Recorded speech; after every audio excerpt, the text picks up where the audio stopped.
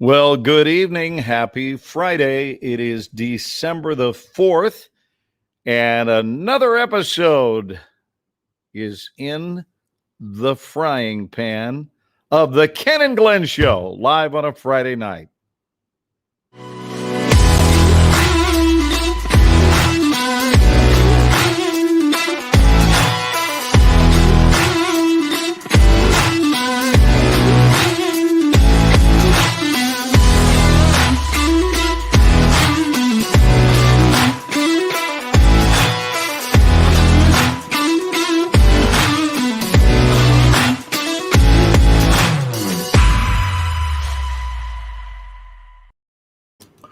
Happy Friday, Ken. Well, let me introduce the star, the single, the inimitable, the one and only star of our show, Mr. Ken Walls.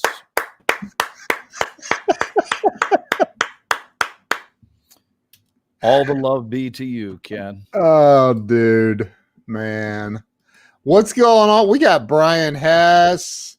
Dan Kelleher is in the house. Bruce Mills. Edna. Jay Brotman said, please delete me from your listener list. Can we do that? Yourself, bro. Or we could just go ahead and honor the request. I can't. He has to remove yourself, man. Good evening. Good he looks evening. like an adult. Good evening, Sandy. Hey, Sandy. There's our Tennessee brother, Chad Kneller. Man, oh man. Doug Wing is in the house. Hello, Utah. Scott Ricard. You just like saying Scott's last name. I do, man. Because you put that beautiful trill on the R. Ricard, like Ricky Ricardo. Very Ricardo. nice. Ryan Austin, what's happening, dude? Oh, he gave me a thumbs up on the great intro. Thank you, brother. Yeah. Bye, Felicia. Bye. Bye, Felicia. Joan, what's going on? Hi, Joan. How's everything on a Friday night in up there in Pennsylvania? I love saying Pennsylvania. Jay. Oh my gosh. Yeah. By the way, did I even tell you that earlier this week, Carolyn made me some chicken oh my gosh? Have you ever had chicken oh my gosh? No. It's when they put chicken in front of you and you taste it and you go, oh my gosh. Oh my gosh. See, you said it. I know, oh my gosh. See? Doug Koopman's in the house. Hey, look, shared. Hey, I got to show you a little clip, man. This clip really touches my heart, and I think it's the appropriate time to show it, man. You have not seen this one yet. Well, feel free. I have it locked and loaded. You ready? Check it out. Here we go. You ready? I was born ready. Okay. Okay, people, tomorrow morning, 10 a.m., Santa's coming to town. Santa! Oh, my God! Santa here? I know him. I know him.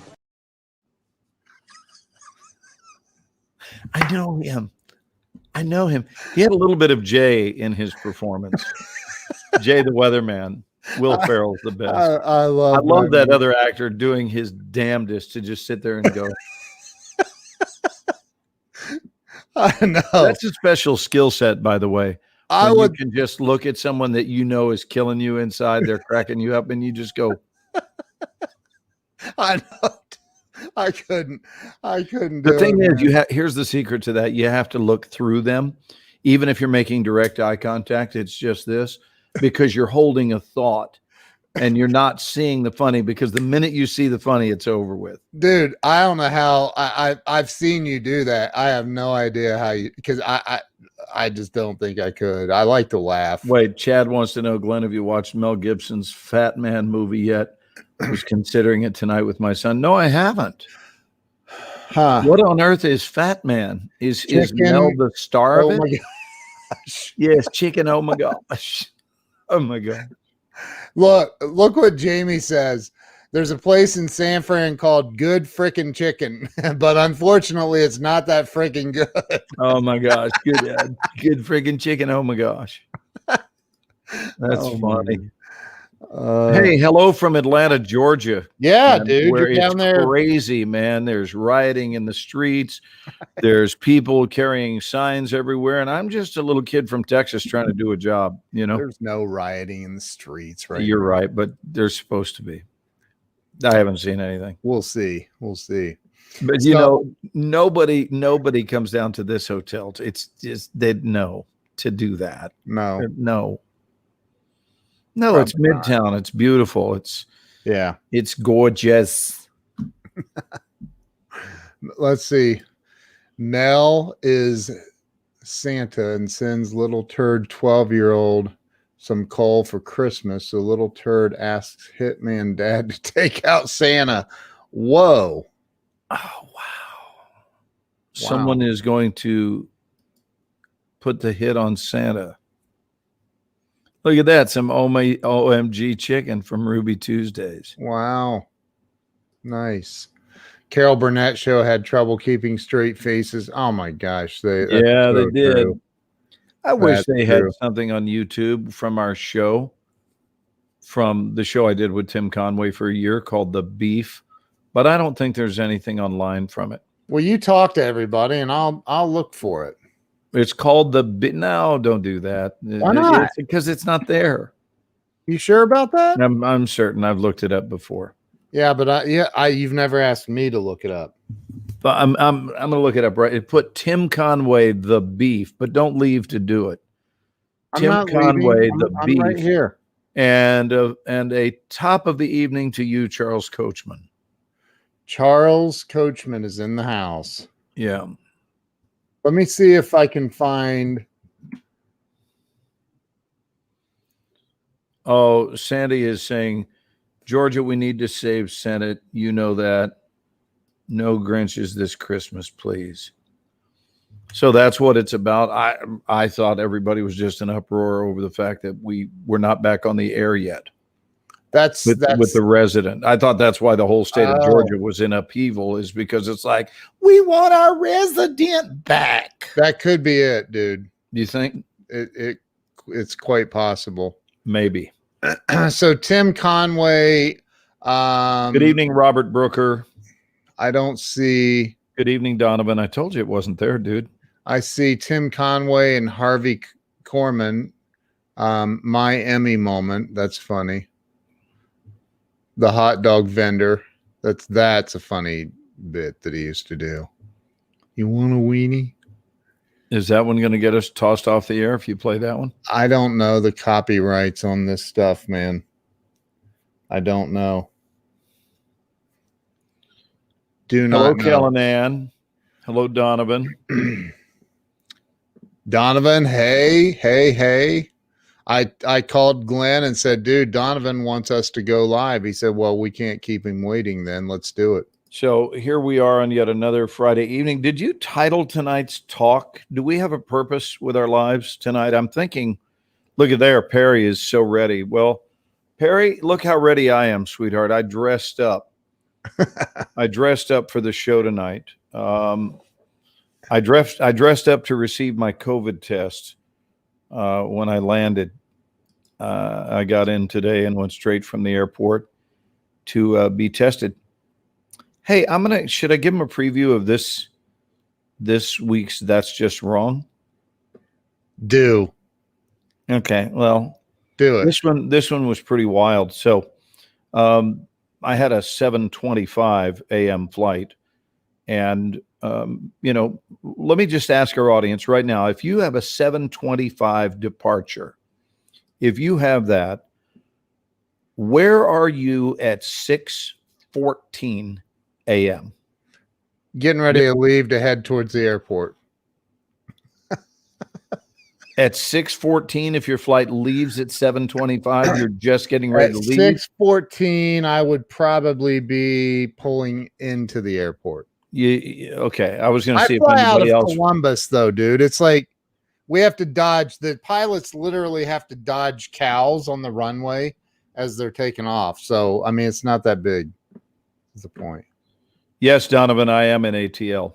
All right. So my point is that if you're conscientious, you're going to be at the airport. Okay. Dan said And sleeping. if you're really conscientious and you're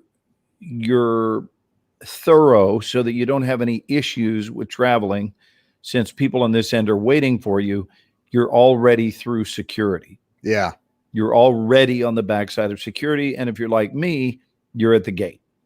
Yeah. So I'm at the gate at now 6:14. Now, why do I say 6:14? Because at 6:14, not 15, and if it had been 15, I would have said 15. But at 6:14 a.m., I get an email regarding my COVID test that tells me that I have an urgent message and need to get in touch with them right now. Now, they know that I'm leaving in an hour, so this is not a good thing that it's urgent and they need to go right now. And the problem is they're not open. Right. And I'm trying to reach them because I'm having a reaction to the word urgent. Yeah. And I have been super careful. I don't get in close proximity with people. I'm an avid mask wearer, and there have been no issues, and I feel fine. And so I wind up calling Carolyn. She's very alarmed. And I said, I think there are some people that would back out of this and sit tight and wait for them to open and not get on the plane. But I'm here, and I am convinced that nothing is wrong, but I don't understand the nature of this. So I get on the plane. Now let's move into the flight part. Actually, no, let me cut to the chase, which is that when I land, I've got a succession of emails by the time, because it was the fastest flight I've ever had from Dallas here. We had such a tailwind. We were in the air 1 hour and 20 minutes. Nose up, nose down, like an hour 22, something like that. It was incredible. And so it was really, really fast. And I got here to the news. I got my notification that just want to let you know your test was fine. Everything's great. That's messed up. I'm sorry. So you urgently needed to tell me that I was fine? I mean, I'm grateful for that news. Don't get me wrong, but perhaps you should review the wording that is used. Seriously. Because nobody needs to urgently, I am as serious as the day is long, Jamie, urgent. And then I went straight from there to go be tested again, because that's just how they do it. I was tested on Wednesday. That's part of working in film and television now, is that we're checked 3 times a week. So I was checked on Wednesday. Then I flew Friday, and as soon as I land, checked again on Friday, and I'll be checked again on Monday.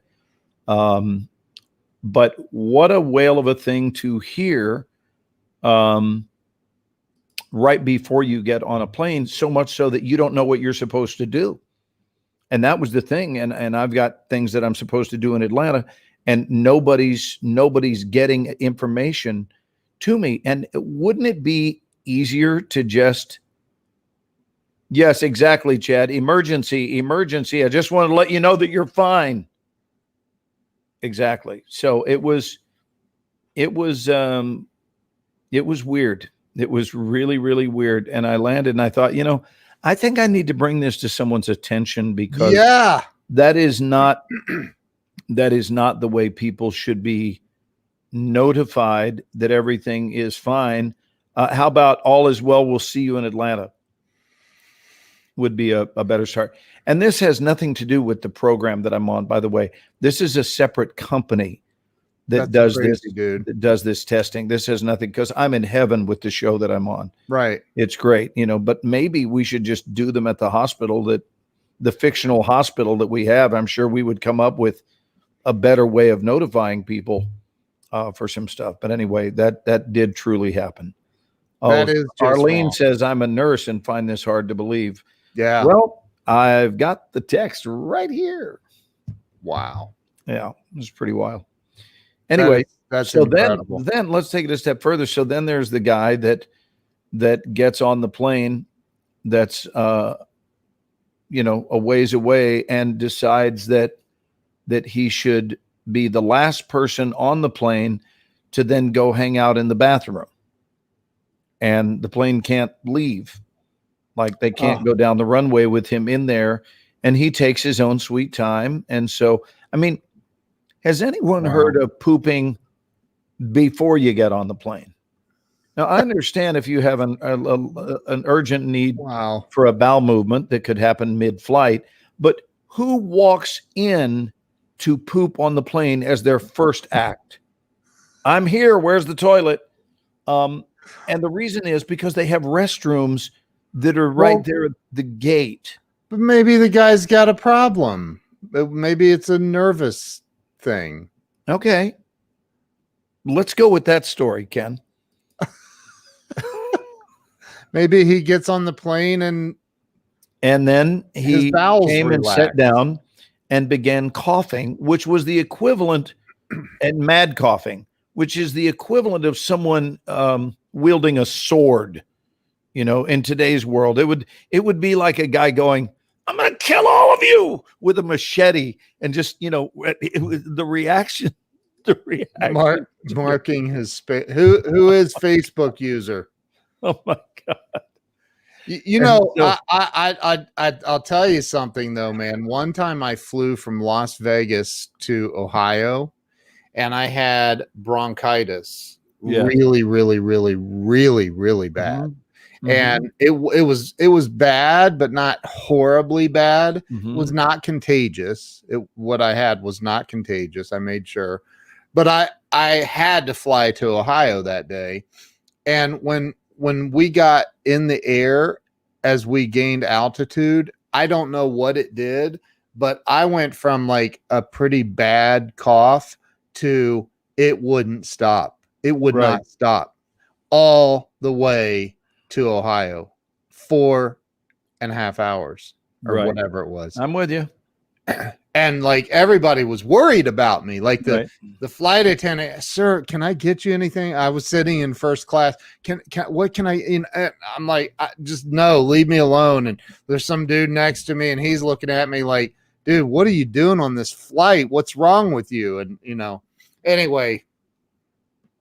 Yeah, that sucked. People were giving me really dirty looks too. Right. Well, and imagine you add COVID to the mix, and then imagine the dirtiness of the looks and the screaming and the fear and the ducking and the hiding and the people that are near that are doing this and like, no, I don't want any water. Yeah. So hey, by the way, I think my mom tested positive with COVID. You did tell me that. How's she apparently she's had it since the day before Thanksgiving, which we haven't seen her, but she has a really bad cough. So it's been 2 weeks now, I guess. Is that right? Is that 2 weeks or a week? How long is it? It's been 8 days ago. 8. Okay. So Thanksgiving Eve, she started this coughing thing, and she took a test. I guess got her test results yesterday, and it was positive. So she has not lost her sense of smell or taste. She just has a really, really bad cough. And my dad was getting a test today. I don't know I haven't heard what the results are. So yeah, crazy. Well, Godspeed with her. I hope that she heals thoroughly and swiftly. My younger sister, her husband, and all of their kids have it as well. So, yeah, the whole house. Well, this guy, I don't know what his deal was, but he thought that it would also be an ideal time to take off his mask and begin bathing himself. That's right. You heard me. He went in with a towel into the bathroom so that he could soak the towel and just sit there and bathe himself for the first section of the flight, which I've never seen, by the way. I've never seen in-flight bathing, and I've flown all over the world. That was interesting. And then as kind of a bonus feature of today's ordeal, we hit I mean, turbulence is just part of flying, not a big deal. But we hit a pocket where the plane steered when you're not steering, and we went completely sideways. It was the sharpest turn I've ever seen. People were screaming. It was I was the first thing I thought is we may not do the Ken and Glenn show tonight. Oh dear, and that was disappointing to me. You know, when your aircraft is inverted like this, and you're thinking Ken may have to go solo this evening. I don't know what's going to happen, but anyway, we got just here. So you know, I would have, just in memory of you, right, and out of honoring you, I would have done the show solo. And I can't thank you enough for that. It's really really nice of you. I wouldn't have. I would have been at the scene of the accident saying no. I would have been looking for you for years, probably. I know he's out here. Do you know one of the big dilemmas if a plane goes down right at a state line where half the mess is in one state and half the mess is the other? Do you know where they bury the survivors? Dude, I heard this in like 4th grade, I'm pretty sure. Yeah. For those that don't know, the answer is you don't bury survivors. Yeah. Oh my God. That's so funny. Are you sure this isn't a scene out of one of your movies? Well, you know, interestingly enough, when you were in Air Force One, I was really fired up. Like, yeah, I haven't seen it forever. I'm going to watch it. Glenn's in it. Can't wait to see this. It was one of your first big movies, right? Wasn't it back in the day, or I don't know. But anyway, so I'm watching it. No, that was in 97. Oh, was it? Wow. Yeah. So, I'm all fired up and you get shot in the first 10 minutes or something. I was like, yeah, this is bullshit. I'm not watching this movie now. This is bullshit. It's bullshit. I'm not gonna watch this. I was like, this is ridiculous. They just killed Glenn. I'm out.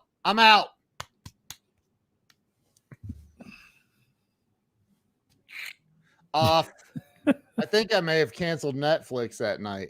Do you know that it was the audition for Air Force One? I walked in, I went, I'm so excited. I just can't hide it. I'm about to lose control, and I think I like it because I'm going to be working with Harrison Ford on this film if you hire me as a Secret Service agent. And I was so excited. Dude, but you know what? In the very beginning of the movie, you're in it like in several shots. It looks like it's going to be something, and then you go, oh, he's dead.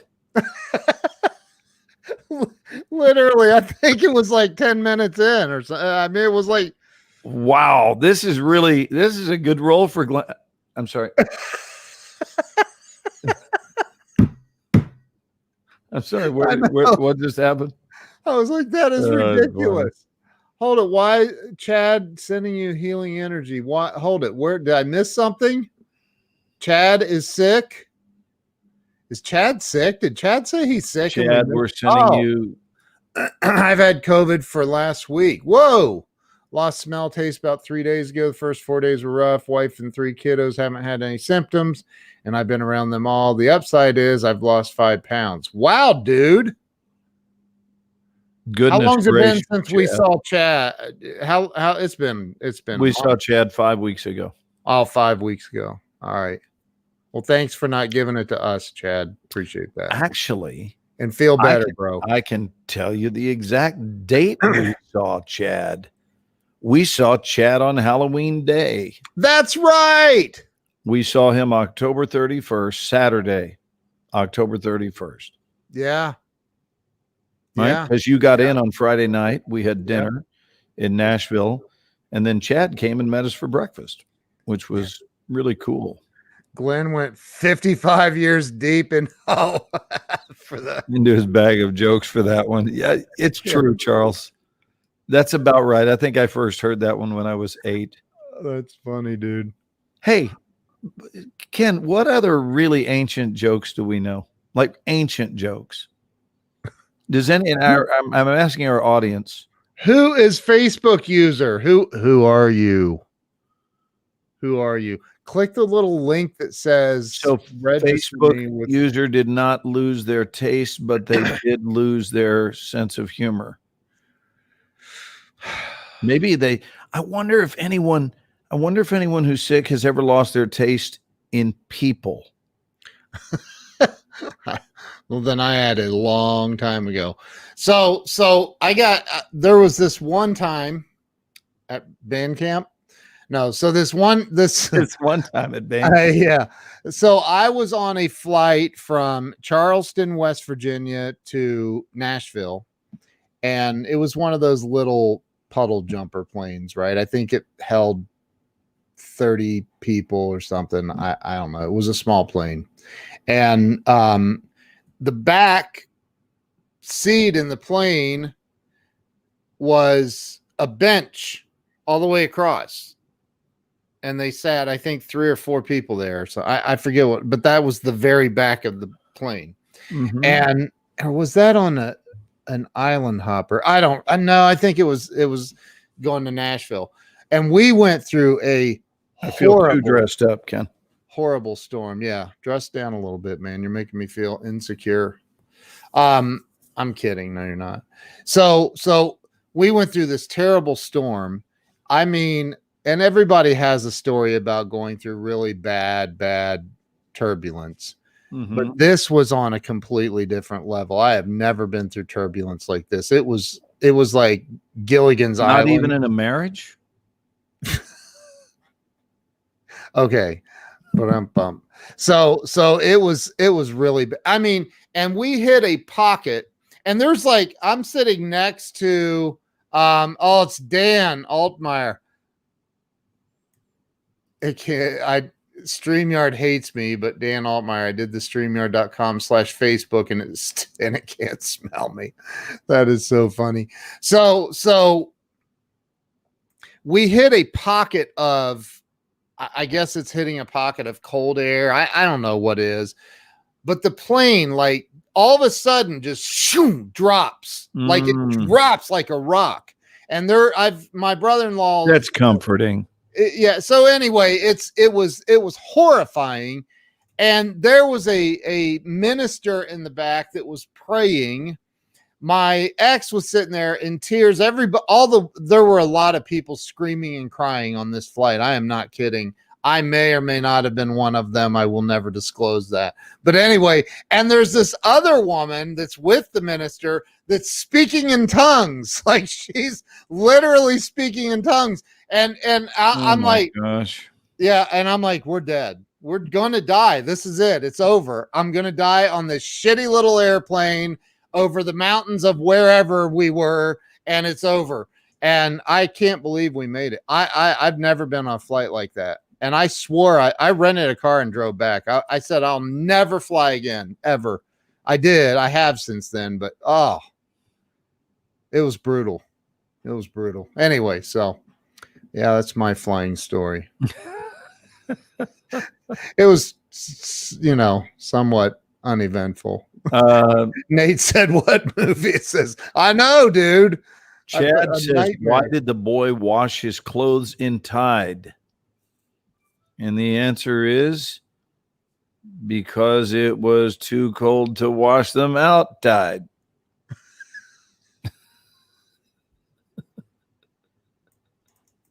No. Inside, outside. Inside, outside. No. If you do a dialect, that joke's even better. Oh, because the S and the T are interchangeable. It's, why did the boy wash his clothes inside? It just makes it a little bit easier to do. And Joan is going into quarantine. What? Wow. Why am I not seeing these comments? Look what Nate says. Yes, has a taste for everyone. Wow. Oh, that was Chad's. Donovan says, dirtiest joke ever. White horse falls in the mud. Yep. So is your refrigerator running? Yes. Well, you better go catch it. You remember that as a kid? Yeah, it was like the number one prank call. Yep. Yeah. Second only to calling the meat mart, like the butcher in a grocery store, and asking for the butcher department, the meat market. And they answer, and you ask them if they have pig's feet. And they say, yeah, we got, I got pig's feet. Well, wear shoes and nobody will notice. And that's how we spent our time as kids. Calling. Yeah, prank calls. Prank You can't call. do that anymore. Is it illegal now? Well, I think it always has been, kind of, but I think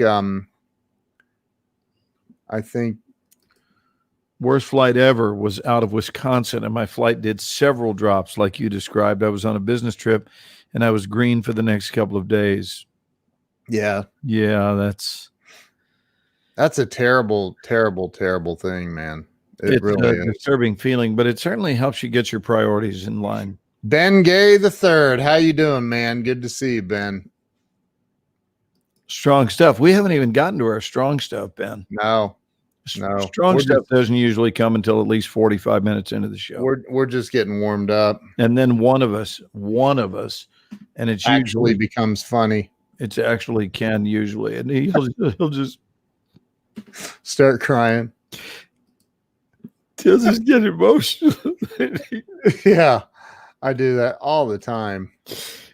And then he shares some weird story about a new fertilizing product that he's adding to his plants. It's bizarre. Gary Schill, in a bad storm, we were all over the place.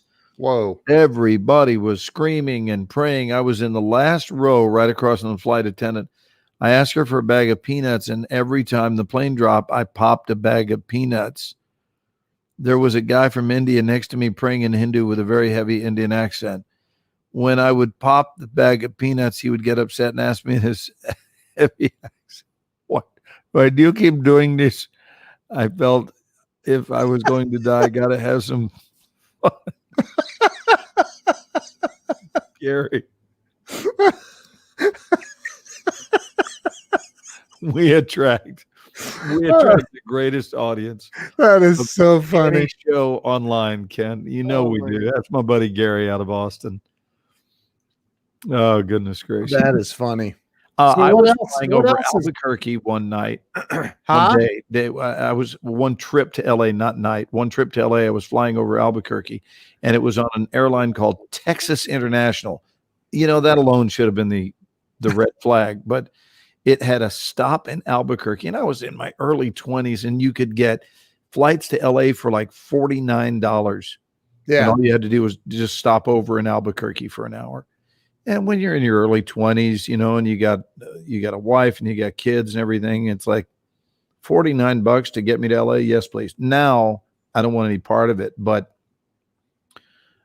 at one point we were supposed to be landing, and we're now circling Albuquerque, and there's not a cloud in the sky. And, they send you in a holding pattern at LAX, at JFK, at O'Hare, at ATL, possibly sometimes even at DFW. They don't send you in a circular pattern at Albuquerque unless something is wrong. And we circled Albuquerque for about 20 minutes until finally the pilot came on. He's one of them good old boys like that, a retired military guy. And he goes, in case y'all are wondering how come we're going around in circles over Albuquerque, it's because we, I don't know how to say this. We can't get the wheels down. Oh, no. That was the announcement. I don't know quite how to say this. We can't get the wheels down. And I asked the flight attendant, because we're like this, and I'm looking out, and we're close. We're not way up. We're fairly close to the ground, and I can see the airport, and it looks like they have an emergency team that is forming around the runway as we make several passes by. At one point, it almost looked like he was about to do a touch and go, but I just said, "What's going on down there?" And the flight attendant in the calmest voice said, "They're they're foaming the runways for us. She goes, we're getting ready to make an announcement. They're going to let us know the whole deal about duck and all this. And then we had been coached as to what we're going to do. And then he goes, listen, we fixed it. Oh my God. The tone. What? We fixed it. This is the pilot that we fixed it. Dude, and I'm thinking, and he goes, but we want you to go ahead and stay in those positions that the flight attendants were describing for you just in case. Oh my God. Are you kidding me, dude? I'm not kidding. So he told us they fixed it, but he was not the picture of assurance. And so we're in the old duck and cover mode from the 60s, and everything was fine. But man, as they were nearing the ground, and we're just going, come on, wheels. No problem. We landed just fine, but that was over Albuquerque. Oh my gosh. We fixed it. That is insane, dude. He said it with the same casualty, not casualty, that's a terrible word, casualness, the same casualness that one would say it with regard to a radiator hose. Wow. Like a mechanic, like a goober from Mayberry would just say, I fixed it, Andy. I fixed it. That is crazy, man. Oh my gosh. What is this? Read this one. Bart Simpson prank call to Mo. Hello, can I speak with Amanda Hug and Kiss? Mo. Hey, I need Amanda Hug and Kiss. Amanda Hug and Kiss. Can I speak with Amanda Hug and Kiss? Nice. That's Amanda Hug and Kiss. That's good. That's clever. I love wordplay. Nate says, I prank called someone, said, hello, this is Baskin Robbins. If you can name 31 flavors in 31 seconds, you'll receive $31 in 31 days. The timer starts now. That's cute. Chocolate. Vanilla, something great. Strawberry. Chocolate. Oh, no, wait. I already said that. Sir, you lost. Goodbye. I don't imagine they ever get more than 4 or 5 flavors in. They probably get a Rocky Road or a chocolate chip or mint chocolate or peaches and cream. I love that one, peaches and cream. So hey, you're in. How long are you in Atlanta? How long are you filming down there? A couple of weeks. Yeah. Yep. A couple of weeks. And is it every day, or do you know? It's a little more challenging now because we're doing block shooting, which concurrent episodes, and we did this with 24. But with 24, the difference was it wasn't on location. We were shooting right there in my backyard, which was LA at the time. But when you go on location and block shoot, it changes it because they're shooting 2 episodes at the same time, which means that they can shoot the 6th episode the first couple of days and then jump back and shoot 5 for 2 days, then 6 for a half a day, then 5 for 1 scene, then 6 for the next 3 scenes, and then 5 for 2 scenes. And they do that throughout the 2 weeks. So it takes them 16 business days to shoot 2 episodes instead of 8 business days to shoot 1. So are you doing wardrobe changes and all that, I guess? Oh, yeah. Yeah. Yep. Lord have mercy. Continuity's challenging, but our people work hard, and it's not easy to block shoot, but it saves money, and it's expeditious on one level, but in terms of tracking continuity and realizing, oh my gosh, I don't even have that information yet. Or when I walk in to this room, I now know several other things, and this is a full episode in advance. Yeah. So you have to always be aware of that. Who has to comb his hair? Might be Ken. It's certainly not me. Sophia wants you to spill the tea. No, I can't do it. No, I can tell you that we do premiere on the 12th of January on Fox, which is exciting. And there is a trailer out for it, actually. Yeah, so show them the trailer. Okay, hang on. And it's season 4, right? Season 4. Yep. Well, it's such a great show, man. It really is. It's such a great show. We're not giving a spoiler because this No. is a trailer that's out right now.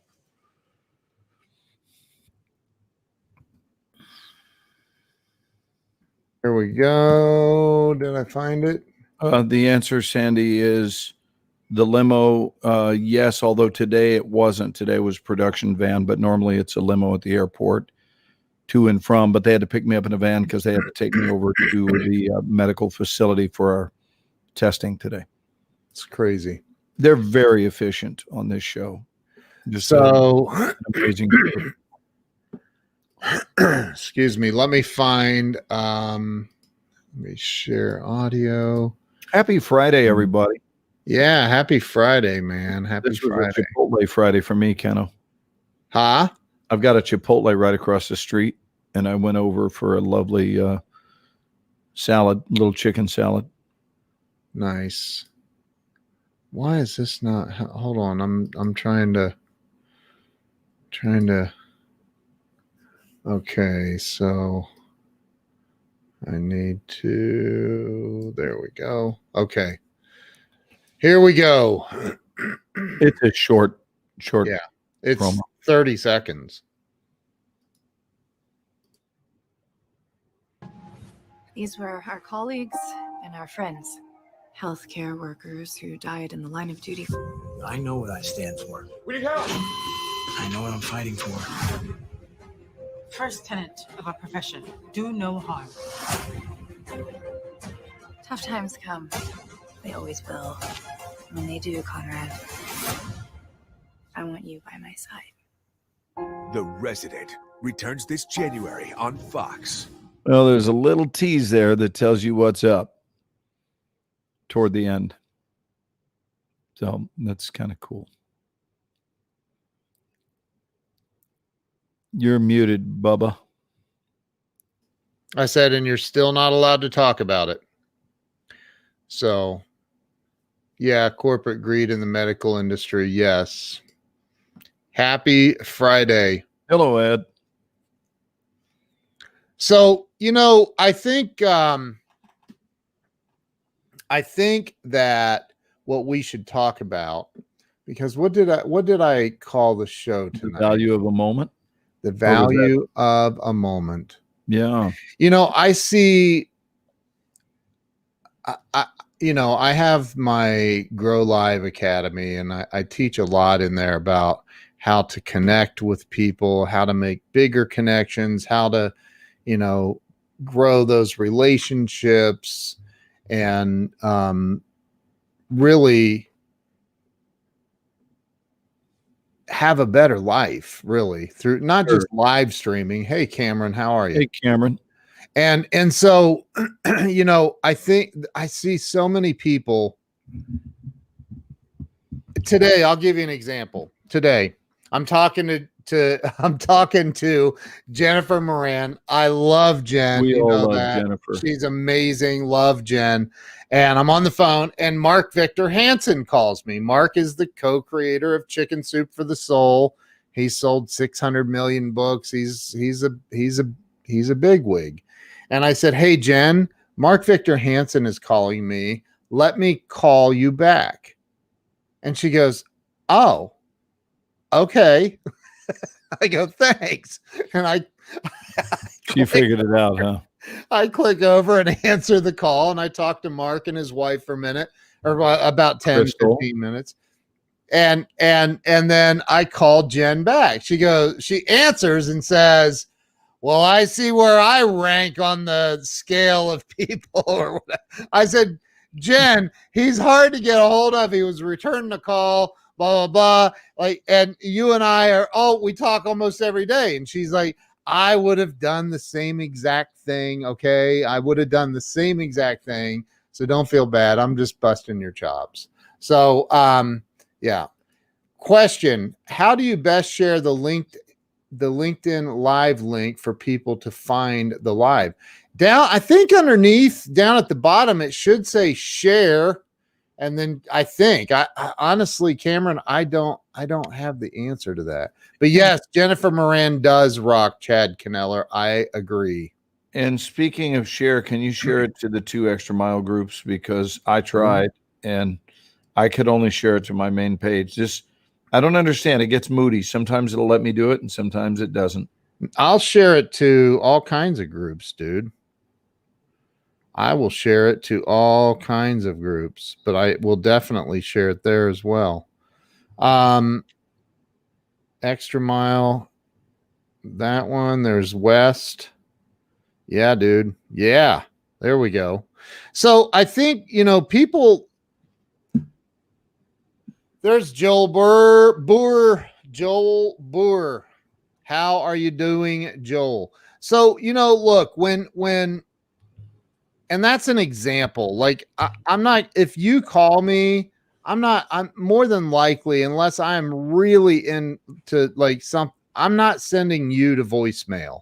I'm not, and I'm going to do everything I can to continue to foster our friendship and our relationship, the same that I would do with Jeffrey Gitomer.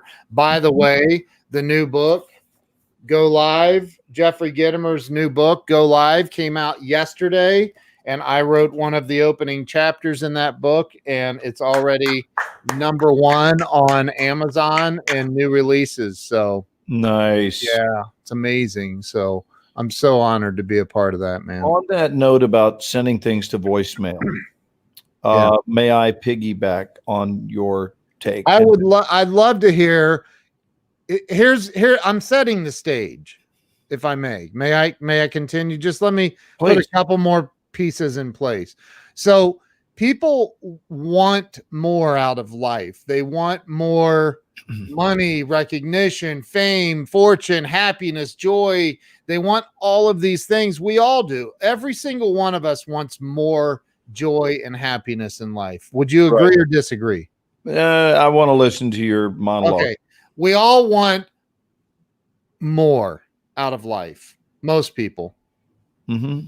And I think that we have a tendency, not everybody, but people have a tendency to. I saw a guy earlier today that was invited to speak at this event, and this is a pretty famous guy, and he was literally given like no attention at all. And this is a guy that probably could have helped the people that wanted him on, and they just kind of were idiots about the whole thing. They didn't really capitalize on the moment that you and I, talked about the moment. They didn't capitalize on it. They made it all about them and how freaking cutesy they are, instead of how, like, I teach people how to interview other people. Absolutely.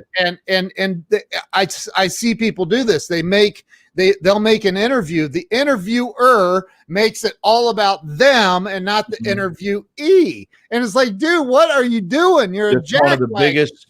It is a fundamental flaw of being a host. It is. It's a big flaw. And now, if a host doesn't have a guest, if you're co-hosting with each other, that's a very different scenario. But if you've got someone coming on your show as a guest, you need to feature who it is they are, right? Who it is they are on whatever level, the extent to which they would like to make themselves available to be known. Yes. To be understood, to be heard from, learned from, all of those things. That takes a certain type of host to facilitate that, and that is our job as hosts, is to make sure that we serve as the bridge that lets them shine out into the world by asking them significant questions and prompting them to just open up and speak. You don't want it just to be an endless parade of questions and answers, but you want to give them, you know what I think of it? I think a great talk show host, Ken, is someone who is a great set person in volleyball. Yep. You know what I mean? That's what we do. In volleyball, there's the person who they're not there to make the spike themselves. They're there to set the shot. Yes. And as the ball is coming over, they recognize, I'm going to push it over to you.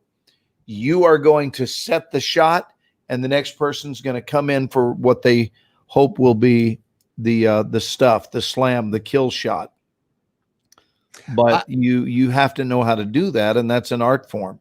Well, here's I, like, you know, I've interviewed now over 315, I think, celebrities and entrepreneurs on my show.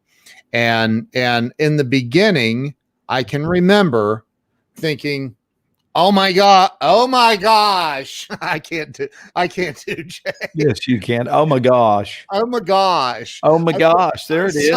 So I can remember thinking, oh my gosh, I have this huge name on my show, and they're a celebrity there, you know, and I can't believe this is happening. And it came down to the day, and I'm sweating, and I'm like, oh my, hi, Glenn, and I'm like, and I can remember thinking, okay, this guy has to know how cool I am. He has to know how smart I am. You turned it into an overcorrection. How am I going to work this into the conversation that we're about to embark on? And so, but here's what happened eventually. Bark on, dude. Bark on. I know. But what happened eventually is I was like, you know, I knew this, that on a fundamental basic level, everybody's walking around on this planet listening to their favorite radio station, WIIFM, What's in It for Me, right? Mm-hmm. And I wasn't fulfilling that on the highest level possible for my guests because I was too concerned about, I want this person to remember me and my name and who I am. And so I would spend too much time talking about me and instead of letting them talk like I'm doing now. I'm talking way more than you are, and that's not right. So I'll shut up. No, it's beautiful. It is beautiful. But one of the key things that I think we have to wake up to is, you know, this whole catchphrase, keeping up with the Joneses, right? Yeah. First of all, the Joneses don't exist. This is going to be one of these memos we get on our death day, right? On the day we die, one of the things that will occur, I'm convinced, is we will get a series of memos about all the things we held as true that weren't. They never were true, but we wasted so many years believing in the tooth fairy. And one of them, I can see this memo now, and the memo says, regarding keeping up with the Joneses don't exist. And then there's an addendum which says, and even if they did, there's an excellent chance they wouldn't be thinking about you. Right. So first of all, they don't even exist. This is really going to help some people to hear this tonight. And I don't mean they wouldn't be thinking about you because you're boring. I'm saying they wouldn't be thinking about you for this reason. In this metaphorical understanding of the Joneses, rest assured, who do you think the Joneses are thinking about? Let me answer that. They're thinking about the Joneses. The Joneses are thinking about themselves. They're not preoccupied, and there's so much time and energy and effort and anguish over what somebody will think or what they will say. And if they see me in these blue pants, it'll just be dreadful. I have a newsflash for most people. This is going to be true. Nobody cares. Nobody really cares. Strangely enough, if you have a wrinkle in your shirt, that doesn't make the daily news. People are not going to say, I will never hang out with Jonathan again. Not with that wrinkle in his shirt. No way. No way. Not me. Mm-mm. So they're not really concerned with the intricacies of your life, nor mine, nor Ken's. And so I think we do really well in terms of our personal peace of mind if we simply put one foot in front of the other and do what brings great joy and great fulfillment and be a facilitator for others to do the same thing. Hey, Karen. Karen Toddy's in the house. To reach an outstretched arm into the air for someone to grab hold of because you are interested in being utilized in the capacity of a bridge to help them get from where they are to wherever it is they want to be. Yeah. And of course, in a perfect world, Ken, what I dream of is that where people want to be is actually where they are. So they want to be in the place they're already in instead of constantly wanting to be somewhere else. Because if you're constantly wanting to be somewhere else or with someone else, or how about this, even be someone else, that to me is a recipe for disaster and certainly the fundamental reason why people are unhappy. Yep. You can't, it's humanly impossible to be happy if you're always focused on being somewhere else with someone else or being someone else. In metaphysics, it is said that one of the most foolish things we can do with our time is. Oops. He unplugged. He didn't do that on purpose.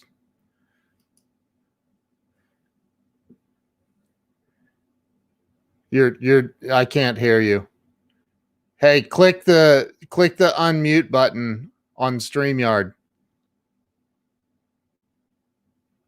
Or you may there. Now are we back? There you go. I don't know why it just fell out because I didn't. You didn't hit it with your elbow? No, I didn't. But maybe the roller. I'm in one of these swivel chairs. Maybe it grabbed a hold of the wire. Anyway, and now I totally forgot what it was. I guess I was talking about wanting to be and metaphysics just teaching us that the easiest way to have what you want is to want what you have. And that the biggest problems we get into, I have two pieces of helpful information tonight. One, a colossal waste of time is wishing things were different. Yeah. I just wish it were different. I just wish it were different. Well, then do something about it. But wishing it were different is not doing something about it. That's a colossal waste of time. Yeah. But in metaphysics, they say resisting that which is pointless. Resisting that which is. So, for example, moving to California to then be traumatized by the idea of there being earthquakes, I have a suggestion. Don't move to California. And then you don't have to be traumatized by the fact that there are earthquakes there. So you're wishing for something to be other than what it is. And what it is there are earthquakes there. Or better than that. And I want to answer because somebody's trying to answer it for us. Glenn and I first there was an attempt to connect us via Joe Ingram, sent a group message to us saying we needed to meet. And then we were on a live stream together with Bob Donnell. And that's where we first connected. Yes. And thank you again for that, Joe, and for Bob. Thank you so much. Because we don't just have an on-screen bromance. We have a really good brotherly relationship. So I would just encourage all of you to think about the time and energy you can save wishing things were different than what they are. And instead, notice the perfection that surrounds you. Notice the perfection that operates in you and through you and as you.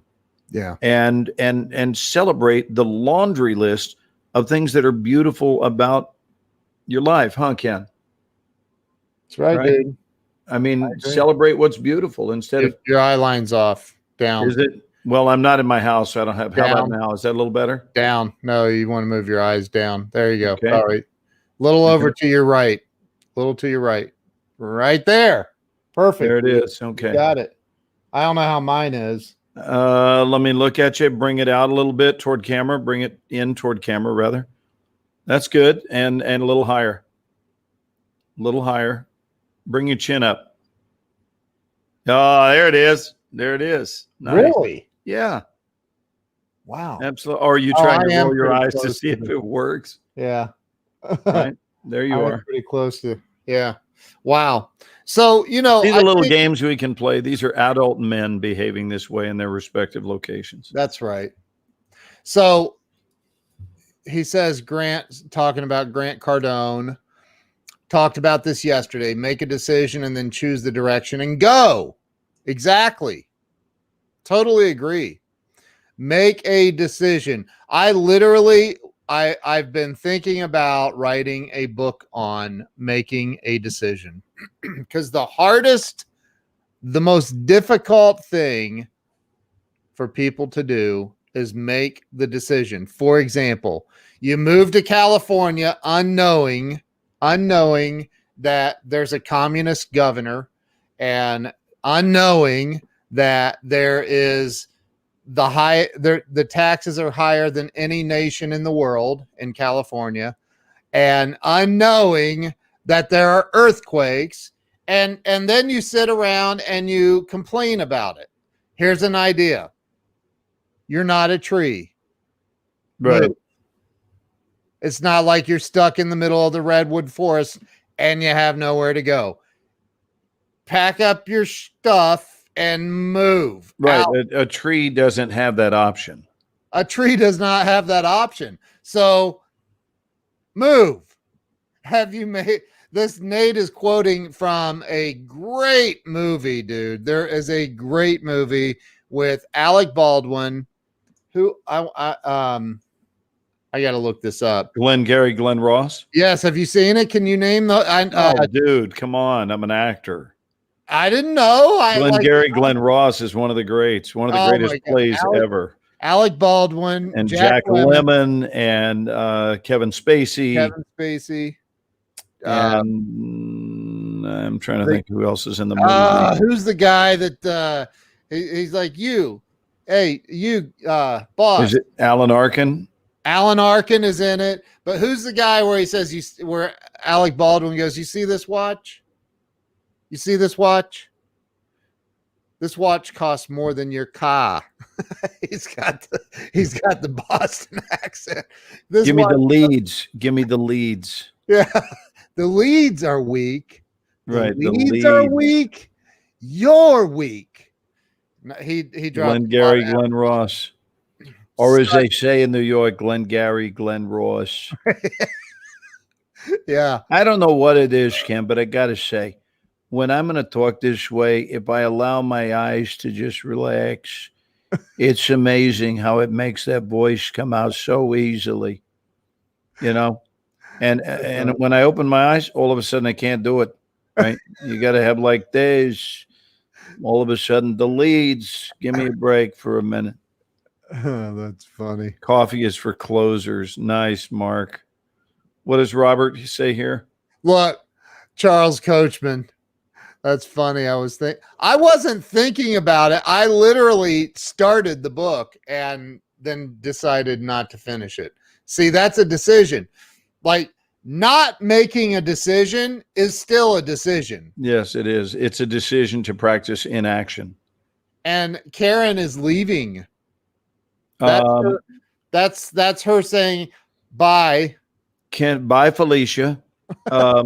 Ken's book on procrastination, by the way, comes out in 2028. Right. 2028 is Ken's new book on procrastination. Right. Joel says, I've got the leads. And Robert says, I specifically remember Grant saying be memorable. And I said be memorable in the comments. He reaffirmed this. So I dropped a response asked for by a different speaker near the end of his presentation. I will go into the presentable condition. I will go put it into presentable condition. Oh, put it. Yeah. There you go. So, Ken, regarding our title. Darn thing needs to eat every night. Yes. Oh, a hubby?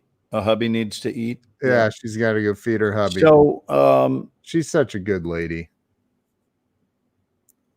Regarding our title tonight, I want to ask again our family of anyone really, but especially our family that watch regularly to pitch in, to share, to be an active participant in the comments.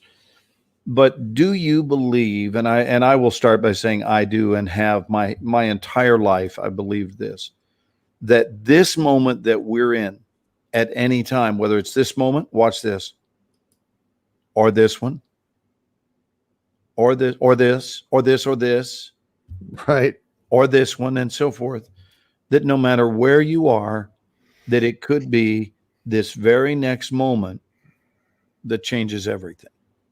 Everything. And I don't mean for the worse. I don't mean like a disaster of some sort. I'm talking about that through pure surrender, commitment, and intentionality, that we can decide that on a random Friday or a random Monday morning, it doesn't, and you don't need a special date. You don't need a holiday. You don't need it to be a birthday or your anniversary or even on your, on Christmas or New Year's, or it doesn't need to be a New Year's resolution. It can be just new you time. It's time for a new me. And you simply start making better decisions. And you view it as one well-placed brick at a time. What I've shared with you many times that Will Smith said to me. But the idea is to realize that incrementally, that's how we improve our lives. That's how we change things for the better. And we understand that life follows recipes. And frankly, we start cooking with a better recipe. Or we realize the futility of the one we've been cooking with. And we realize that we keep getting the same tasting food using the recipes we're using. And if that food is not satisfying, then we have to change the recipe. And sitting around wishing it would taste differently than it does is really futile, pointless, and a waste of time. So we can have a better plan. But I think it even starts, Ken, honestly, with the denial that this moment can be just phenomenal, that this moment right now, like right in the middle of this show, someone could just have an epiphany and decide, oh my gosh, there are some things that I am doing to cause injury in the world. Mm-hmm. There are things that I'm doing to be a disruptive presence, or to make things harder than they need to be for myself or others, or both, Yeah. And it could be greatly simplified.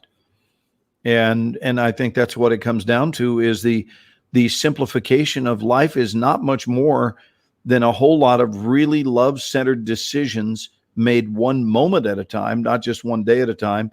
And that when you add them up collectively, you get a beautiful life out of it. That's how a beautiful life is generated. It's one well-lived moment at a time. And really not much more than that. It damn sure isn't money.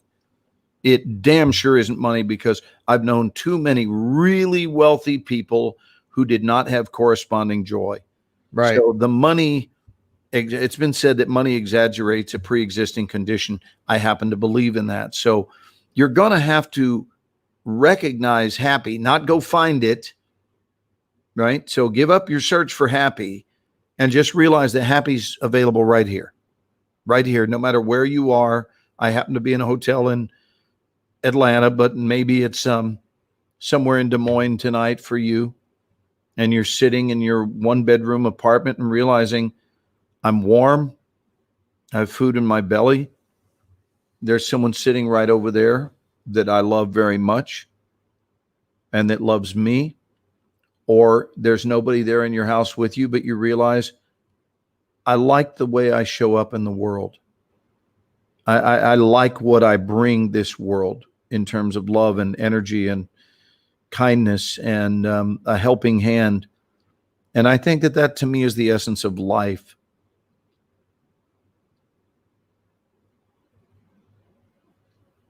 I think you're muted, brother. Crap. I said, I agree. I think a lot of people, and it's sad. And I say this not judgmentally. I say this from personal experience of thinking that the driving force behind some of these things is, I'm not enough. I'm not good enough. I'm not enough. How did you arrive at that conclusion? I don't mean you. I agree with you, Ken. What I'm saying is you, that metaphorical you, whoever is dealing with that. Right. How did you wind up forming that opinion that you're not enough? Well, and I if you read some of Tony Robbins' stuff where he talks about how our belief systems are formed and then they're concreted by external sources. So if you grow up being told that, and there's and we talked about this many times, but the book The Four Agreements by Don Miguel Ruiz, yes, and he talks about the the programming of the human, and that there's this reward and punishment system that we use to raise our children. And if you do what I say, there's a reward. If you do opposite of what I say, there's a punishment. Right. And that literally sets the stage for who we become as adults. And so it's very, very difficult to break these belief system patterns. Very difficult. It's possible, but most of the time it's improbable that those patterns will be broken. And you can, there's a whole gaggle of studies about it, but once you make the decision and then you take the action that's required to change, you can change. I thought that was reserved for geese. Are studies also a gaggle? I don't know. I have no idea. But I think, and I agree with JR, money does make suffering less uncomfortable, but it still is uncomfortable. However, I love what the Buddhists say, and Arlene Patrick is leaving. Bye-bye, Arlene. Thank you for being here. But the Buddhists have a saying, and that is, pain in life is inevitable. Suffering is optional. We don't have to suffer. Some of us suffer way longer than we need to because we were programmed. We saw other adults around us do the prolonged suffering gig. Sure. And so as little tiny humans, we take that in and we go, oh, that's how you suffer. So when there's a loss, you're supposed to suffer for 6 years, or when there's a loss, you're supposed to suffer for 6 decades, or whatever it is. And we literally have the ability to interrupt that pattern and change it. Can I share with you one of my favorite Buddhist quotes? Sure. Here it is.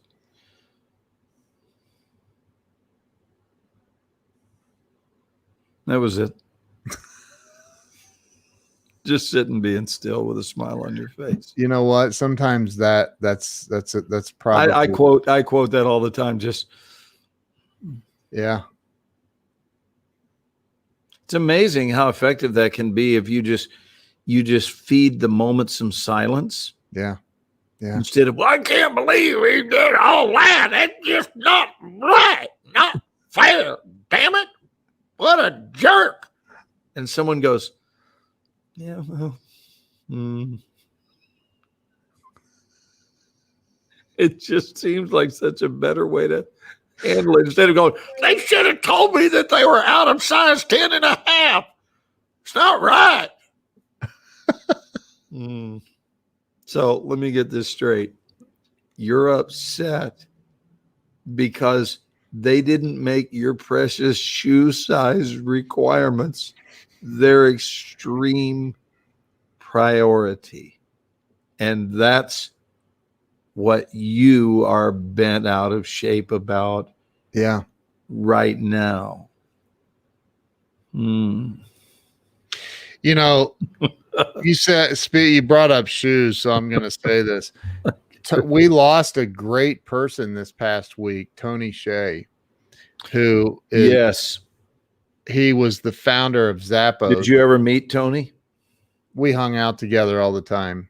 No, I was serious. I had. How would I have met Tony? I had the pleasure of spending time with Tony Hsieh. That's why I asked. I am not joking. What? I am not joking. I went to be a part of Tony Hsieh's training with Bob Donnell in Las Vegas What? in a very, very intimate setting. Very intimate setting. Probably, I'm going to guess a group of about 50, maybe 60 people in a trailer in downtown Las Vegas, because that was their temporary siting when they were leaving the original home for Zappos shoes. Yeah. And he had bought what I believe was the previous city hall or Las Vegas police. It was either city hall or it was the police station. I think it was the city hall. And he turned it into Zappos shoes headquarters. So I spent my day with Bob and listening to Tony, and we were all invited there as speakers. Wow. And it's the only time I spent time with Tony. And then I read it that he had passed away in a fire in Connecticut. At his brother's house or something. Yeah. Was it his brother's house? Wow. He wrote a book. I don't remember the name of his book, but I've read it, and oh my God, it's such a powerful book. Tone, I'm gonna look up. So and Ken, I don't know that you know this, but he was not burned up in the fire. What he passed away of was smoke inhalation. Yeah. And he didn't pass away immediately. It was several days later, and they just couldn't bring him back. So, man, the smoke from the fire is actually what ended his life. The book that he wrote is called Delivering Happiness. And I am here to tell you that it is, I'm gonna show everybody. That's Tony. Yeah, there's Tony. What an amazing human being that guy was. So check this out. He dies at age 46. He is worth at the time $86 million. That's it? Or look it up. I am I wrong that it was 860 million? That seems more like it. I think he sold Zappos to. Maybe it was. Forgive me for missing a zero. Maybe it was 860. But look it up. Yeah, Can you look up right now what his net worth was? But here's the point: whether it was 860 million or 86 million, at the end of the day, we only have the way we live our lives. It's around 1 billion. It says. Oh, so it was. I read an article, so it must have been $860 million. But anyway, the point is, no matter what kind of money you have, how are you spending your time? How are you showing up? How are you making this world better? And how are you making pathways for people better? Yeah. And when he woke up that morning, he didn't know that would be his last day at age 46. Yeah. And the money couldn't bring him back. So the situation that had occurred, the best medical care, nothing could fix it. Same with Steve Jobs. Right. There's something to be gleaned from that we keep chasing this thing called money as if that's going to do it. And I got to tell you, when you find out that that's what does it, money will wind up being added to you in your life because of the clarity with which you're living. I really hold that to be true, Ken. I think people are very attractive when they're clear. Yeah, I agree. And I think we get clearer when we stop the chase. We just stop the chase, stop the madness, and be still and go, you know what? This is a good moment on a Friday night. This is a good moment. I got my buddy right here. We got people that gather with us on Friday, that gather with us on Sunday, that gather with you on Thursday evenings. Yeah. And that watch you've been there many, many times. Well, that's true. But I mean, they're there with you weekly, and you've got your wife that's there with you all the time. You've got your daughters, you've got your home there in Ohio. Yeah. And it's about what you do have. It's not about what you don't have. Right. What was that comment? I didn't see it. Oh, it was Charles? Yeah. I've grabbed onto your thoughts on incrementalism, and that is what my mindset is focused on. I listened to another speaker yesterday, and he spoke about the sled, suck less each day. Love that. I like that. Yeah. I like that a lot, Charles. When Phil won the Masters, both his wife and mother had cancer. Wow. Oh, when Jim Nantz, I guess, was the commentator and mentioned that. I think though with yes, and I have a yes, and I do think that there are a lot of people who would absolutely love to have money. They would love to have money.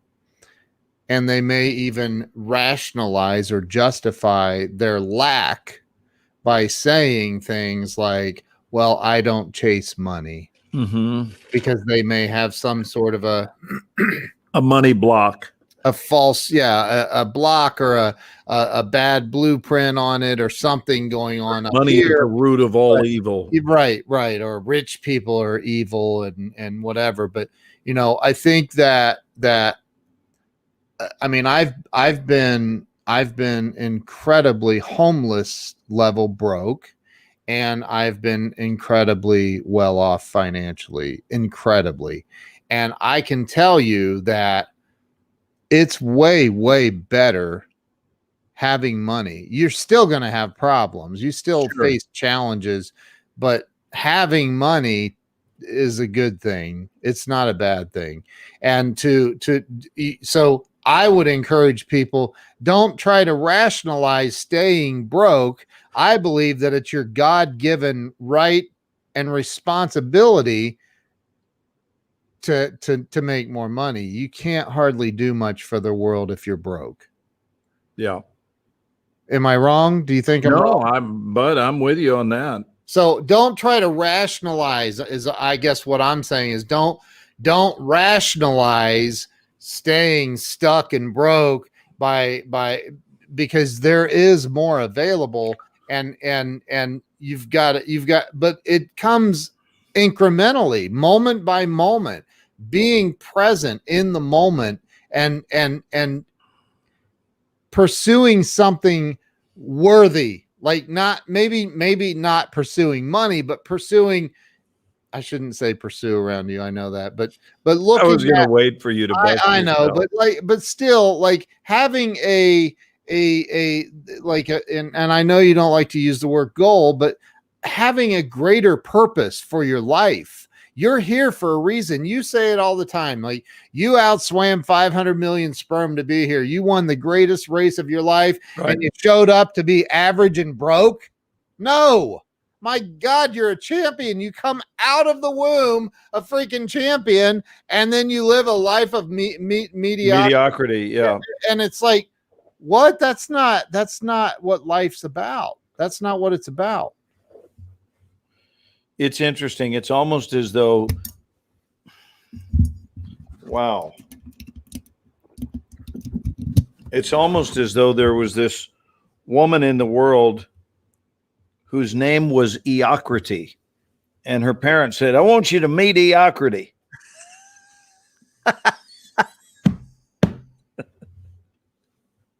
and people got so enthralled with meeting Eocrity that I only want you to meet Eocrity. Eocrity is not my favorite gal. I got to tell you that. She's just not my favorite gal. I think it like with you, you and I have had very in-depth conversations, and about some of the milestones you've achieved in life, and and you didn't, and I love it when you talk about, you went to Hollywood, you moved to California, not in pursuit of a career. I went there to have one. Right. Yep. And I love that. And I love the way that you explain that. But I think that people see, you made a decision at an early age, whatever age that was, you decided, I like this, and I'm going to do this, and this is going to be my shtick. This is it, my thing. I'm going to master this craft. Would you like to hear something I've never said ever to anyone privately or publicly ever? Well, do you want to tell me privately and then make it? No, I just feel like I want to admit something. Go for it. I just want to admit something that and Carolyn's never heard this. Wow. I've never said what I'm about to say, which is that she's heard me say I'm happy because I am. She knows I'm happy. But my first commitment in my life toward being happy is that I became very committed early on to not being unhappy. And that's my truth. I actually looked at a few different undesirable templates of what unhappiness looked like. And my thirst for happy began with, and it was strongly impacted by, well, I know I don't want that. That's where it came from. Wow.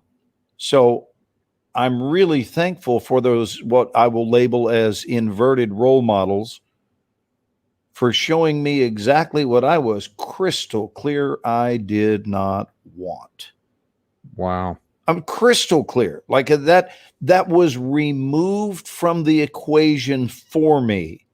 So thank you, oh cast of characters in my life that lived your lives the way you did, that showed me I don't want that and I will never allow that for my life. So it's been your life, and that's for you to work out, to figure out, to fix it, to heal it or not. But thank you for showing me what I absolutely will spend no time creating in my life. Thank you for showing me that. Wow. And that's really where it began. And I had an excess of it that pulled me out of that pathway. And I think that's a technique that I know I've used with great success in mechanics, Ken, is the art of troubleshooting. The art of locating a repair is quite often about locating what it isn't. Right. You know, the same pattern is true if you've ever gone on a search for something. So, for example, last night, this is what I was searching for last night. This is my iPad. Yeah. And it's dark. And when a dark thing, like a dark wallet, I remember in LA about 10 days ago, this was missing, and I found it because I know this. When I can't find something, I actually will start by looking for it to be on places I wouldn't see. So I went to all the dark places, and that's where my wallet was. Deductive reasoning. So instead of just looking through the house, I mean, I'm offering some tips at looking for things. Why am I not finding it? Why am I not? And the answer is because it's hidden. Well, duh. Thank you, Copernicus, for that piece of infinite wisdom. Yeah. Yes, it's missing, but more specifically, I'm unable to see it. Well, why am I unable to see it? Maybe it's right here, but I'm not seeing it because it blends with something. And it was right there on top of a very black chair in my office. And you had to be looking for black on black to find it. And I did. So this is missing. I'll make this brief, I promise. So we started removing options. And what we did is we kept removing options until we found it. So it's not there. It's not there. It's not there. It isn't here. And now what's happening is our home is getting smaller and smaller and smaller in terms of where it could be. And we know it's in the house because we had looked at something in fact, we watched Scott McKain's Daily Distinction on it in the kitchen a few days ago. So of course we exhausted the kitchen looking there, and it wasn't there. And then Kara remembered that she had looked at something with it herself. And we just removed all the options and found it near the fireplace on the ground behind a chair, which had created a shadow, which was dark. And that's where it was. Wow. So if you just can quit overreacting to being angry or upset and just slow down, take a breath, and start using deductive reasoning in your life, there's so many things that you can figure out. You can figure out what they are by figuring out what they're not. You can figure out where they are by figuring out where they're not. You can figure out how to do things by figuring out how not to do them. And so I'm just so grateful for this understanding of pathways and how to navigate through them, because sometimes someone showing us what not to do is one of the greatest roadmaps we will ever receive to the promised land of what our dreams are. We have to be shown. I mean, you've had your share of life sucking, and you don't need to do any more research. I know that about you. You've done your research and you've seen what life can look like. Yep. You also know the pathways that got you there. So deductive reasoning says, stay off of those roads and you'll stay out of that circumstance. So Yep. it's not all that difficult, you know? It's this, I was looking for this song. I think it was Johnny Lee that did it. Looking for love in all the wrong places. Wasn't it him that did that? Was that on Looking for love in all the wrong places, looking for love in too many, what is it? Too Many Faces. Faces, searching for love. Yeah. But we're I'm dreaming of. looking Right? at looking in all the wrong places. And I think that, again, it comes down to, for me, you said it earlier, your favorite Buddhist quote. Oh, it's just, yeah. Just being silent. And it's crazy because the way the human mind works, it's crazy because it goes 60,000 thoughts a day. Who said, oh, hold on. Uh-oh, Ken, this just came in. This just came in. I'm prepared to help people find their dream person. Yeah. Yeah. Well, first of all, your dream person is you. So quit looking for somebody else. There you go. Now, your other piece of the puzzle, if you're looking to share a life with someone, instead of, well, that's what I want, don't think about what you want. Think about what they would want and where would you likely find them. Instead of just assuming they're going to be anywhere. No, they won't. They won't just be anywhere, because for someone to be of that ilk, whatever the ilk is that you're imagining, of that upper echelon or whatever it is, then you have to think, well, they're not going to be drawn to lesser than circumstances. They're going to be found in healthy places. You say you want a healthy relationship. Well, then go to a healthy environment that would produce people appearing in that circumstance, and you'll wind up with health as your template. But if you, I don't go looking for, what is the, I don't go looking through rap sheets to find a dream friend, right? I don't know. I don't know that I'm making my point here. I'm just saying, if someone says, well, they met the love of their life in a bar, and I'm not saying you can't do that. And I don't even have a judgment about bars. I really don't. And I know you can meet the love of your life anywhere, but you wind up enabling one another and you're in some destructive run, and you go back and go, no, let's just wait a minute. Where did I find the person? Right. So I'm on this destructive run, and then part of deductive reasoning would say, let's evaluate, let's walk this back and realize, well, I met her in a bar because she was showing her breasts to everybody at the bar. And I looked and went, there's my gal. Right. And you're concerned or you're surprised that that has mutated into an issue. Right. So think about what you would like your dream person to be. And then instead of thinking, well, I hope I'll find them, think about, here's a great word, Ken. Think about the trough where they would drink from. Right. And then go hang out at that trough. Right. And I don't mean literally drink. I'm saying, where would they go to feed their life? Where would they go to feed their life force?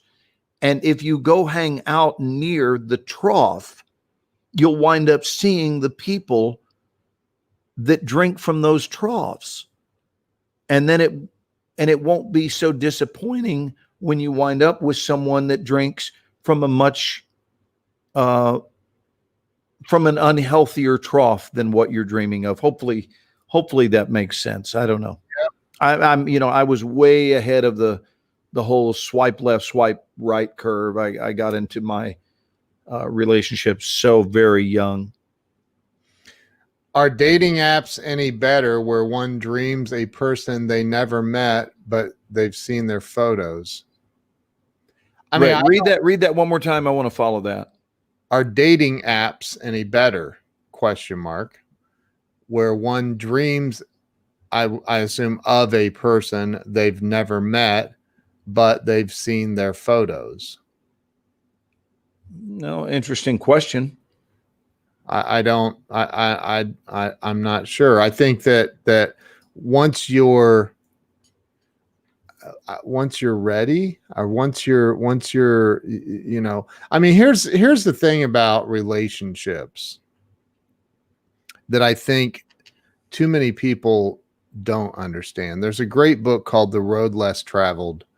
Scott Peck. M. Scott Peck. And he writes a chapter, I think it's chapter 7 in the book. I don't remember exactly.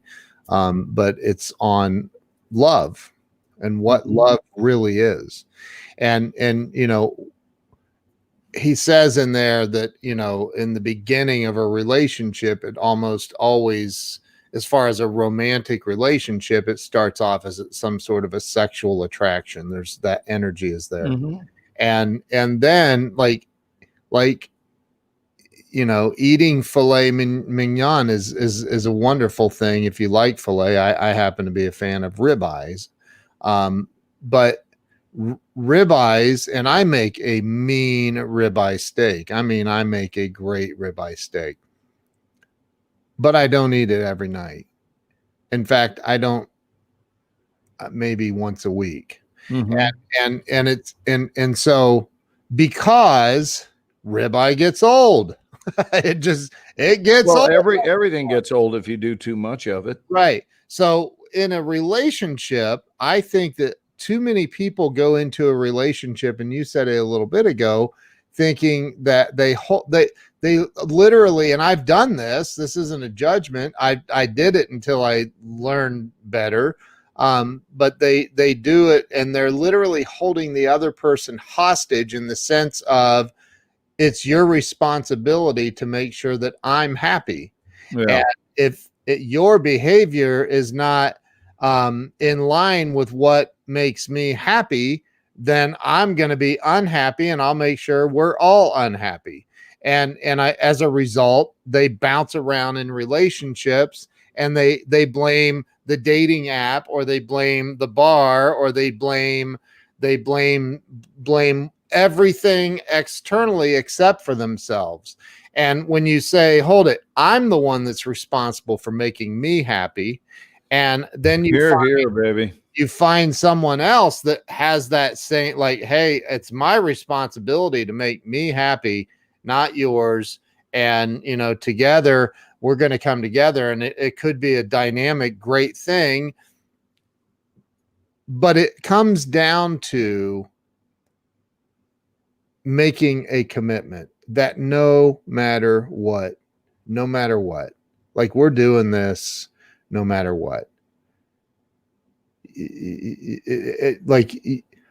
it's for better or for worse. And when it comes down to that, where it's for better, and both people understand, there has to be an understanding, an agreement that no matter what, we're committed here.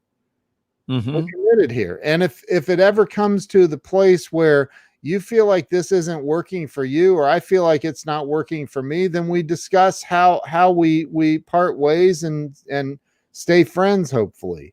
But to hold someone else hostage or personally responsible for your joy is absolutely one of the biggest reasons that relationships fail. It is right. And not just in love, Ken, in friendship as well. I mean, I know you were including that, but I want to be clear that we're not only talking about in the dating world or whatever, but we're talking about just friendships in general. And you know, I've shared with you many times privately about this idea of script writing, that people write scripts for others to perform, and it seems that as long as you're performing their script, there's no better way. That is the formula for staying in the relationship. However, for anyone who's pulling this crap on someone, I want to offer you this thought.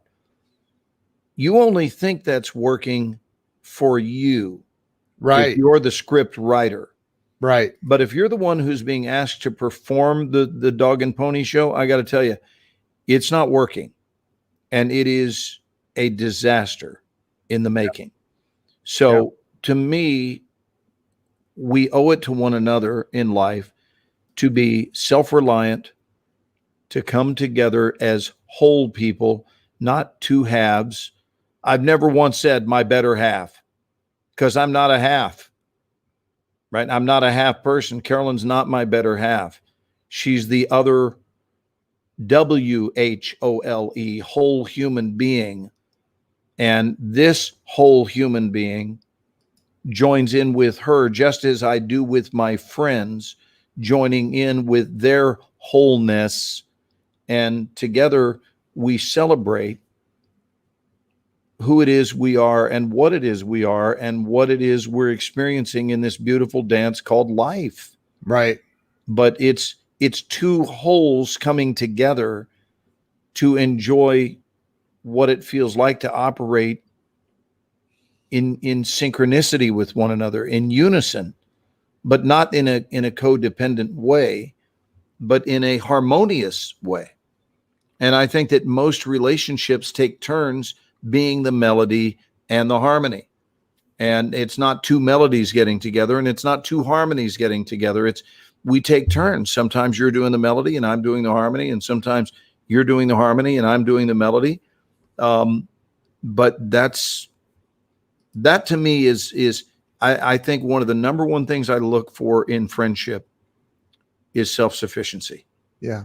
Because otherwise one of the partners, their breasts are going to get sore from being chewed upon and from having to breastfeed and nurse the relationship too much for what is not, frankly, their responsibility. It's not their responsibility to make sure that you're properly breastfed.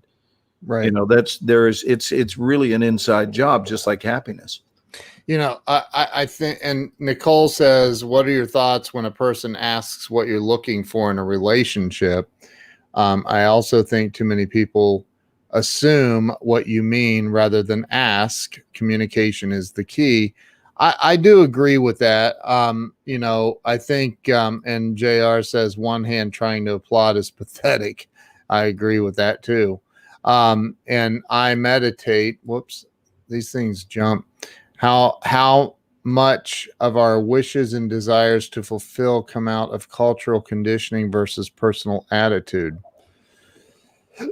You know, there's so I'll start with Nicole. What are our your folks thoughts? give us a chance to think, don't they? They're good. I love these comments. I do too. What are your thoughts when a person asks what you're looking for in a relationship? My thoughts would be, you know, it's better to be clear about that up front than you know, 5 or 10 years down the road. And again, I know so many people because you know, just like in my marriage, good God, there's been some rocky moments. I mean, rocky moments. There's been periods of Been there. extended periods of time where it's like, are we gonna make it? Like, are you know, are we what are we doing here? Like, you know, like, and you know, you take it one breath at a time sometimes, and you just go, I don't know what we're doing, but for now, we're just gonna just let it chill, because I'm not making any crazy decisions right now, and we're just gonna breathe, you know, and that's for me. And I'm not saying that, you know, and then there are moments where we're on an extremely high, and it's really, really good. But, you know, I think that it's become far too easy for people to walk away and just give up way too easy. And I just don't see, I mean, my grandparents, I had two grandparents that were, you know, my grandpa used to walk my grandmother to school when he was 9 and she was 8. And they were together until he died at 90 years old, and she died 2 years later. But they were married. They got married at however old she was, 18, he was 19 or something like that. And you don't see that anymore. You don't see that, but they were committed. I mean, they were committed no matter what. And they had 7 kids, you know, they went through some hard times, but they stayed committed to making it work no matter what.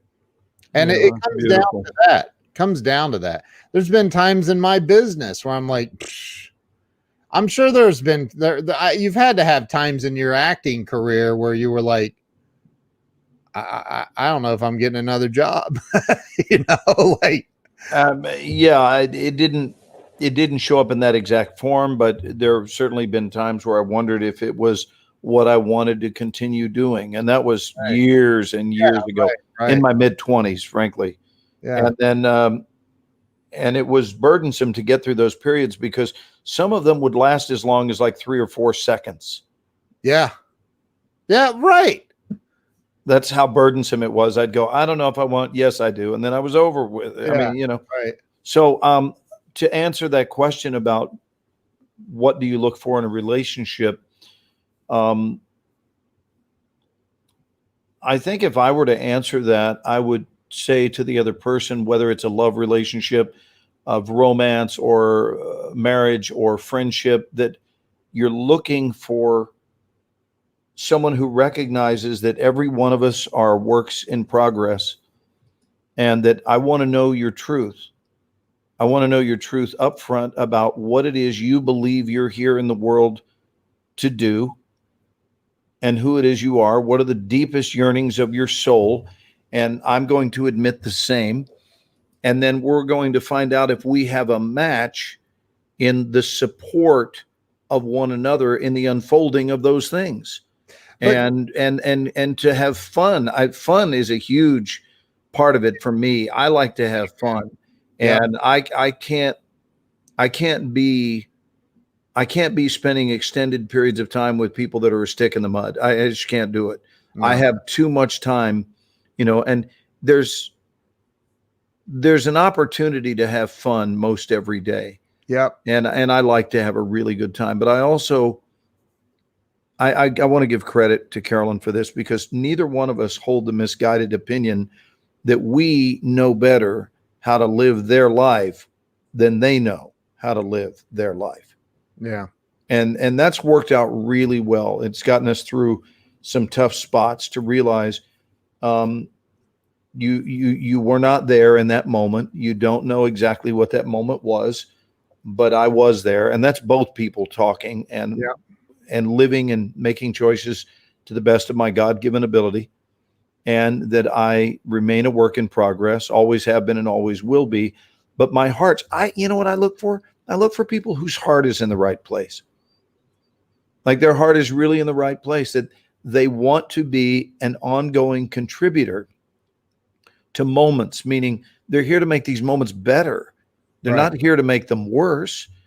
And I've made moments worse in my life, but I didn't intentionally make them worse. Right. But I've still done that and then realized, wow, I stepped in it. Yeah. I really stepped in a mud hole here, and I want to get back on track and remember that I have a commitment to making moments better Right. everywhere. And so what I would want is to be in a relationship with someone who is committed in that same way to improving and enhancing moments, basically to harmonize the moment, to Right. establish what the melody is of the moment and figure out how they can slide in harmoniously to improve the quality of the experience, the song, the life, whatever it is. Right. And to give up, probably the biggest one, Ken, to give up the need to be right. Just to give that up and realize it's highly overrated. Dr. Wayne Dyer said this. He said, do you want to be right or be happy? Yeah. He said it was one of the greatest awarenesses ever for him, is that being right was highly overrated. Yeah. And that on those occasions that he was so caught up in being right that he failed to make being happy a priority. And he found in the end that that had been a bad trade. In Monopoly, they would say that that's trading Boardwalk for Baltic, right? Because being right is perhaps temporarily satisfying at best. And I don't even know if it provides that. But if being right alienates you from everyone else because you've made the effort to point out how right you are, that's a pretty empty victory. Yep. Sure is. You know? I agree.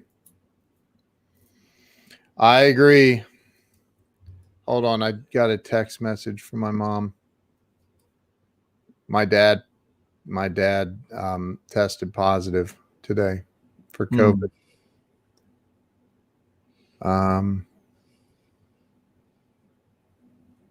Oh wow, the doctor said she could have that bad cough for 6 to 7 weeks. Wow. Ew, wow. Jeez. It's terrible. Well, hopefully all of this stuff has been helpful. I'm sorry to hear that both your folks are dealing with that, Bubba. Yeah. Well, thank you. I appreciate that. I mean, at any given time, are you making things better? Or are you making them worse? Right. Or are you not doing anything? Are you just sitting on your butt? Yeah. And notice the good ones.